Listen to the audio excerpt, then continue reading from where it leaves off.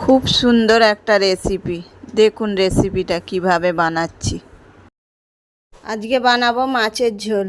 মাছের ঝোলটা বানাবার জন্য কি কি লাগছে দেখুন। এখানে টমেটোর ডাঁটা, গাজর, আলু। আমি আজকে এই সব দিয়ে ঝোল বানাবো। দেখতে থাকো কিভাবে বানাচ্ছি। রেসিপিটা প্রথম থেকে শেষ পর্যন্ত দেখো, আশা করছি ভালো লাগবে। আমি যেহেতু গাজর আর ডাঁটা দিয়ে মাছের ঝোল করব, তার জন্য মাছটা আমি ছোট নিয়েছি। ছোট মাছের ঝোলটা ভালো হবে। মাছটা ভাজার জন্য লবণ হলুদ দিয়ে মাখিয়ে নিলাম।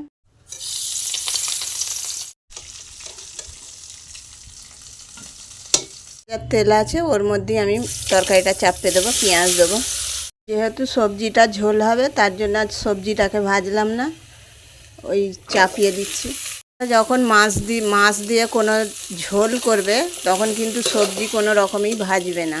ভাজলে সবজির যে উপকারিতা সেটা কিন্তু চলে যায়। ওই জন্য ভাজার দরকার নেই, কাঁচা সবজির মধ্যে দিয়েই রান্না করবে। লবণ দেবো, হলুদের গুঁড়ো দেবো, ধনের গুঁড়ো দেবো, এর গুঁড়ো দেবো। যেহেতু ঝোল হবে, তার জন্য গুঁড়ো লঙ্কা ব্যবহার করছি না, কাঁচা লঙ্কার পেস্ট দেবো।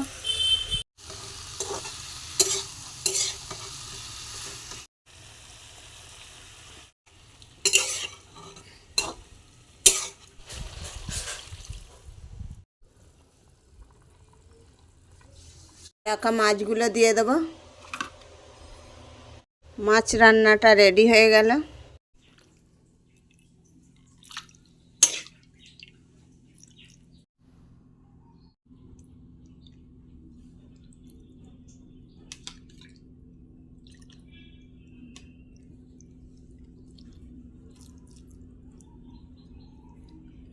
দারুণ।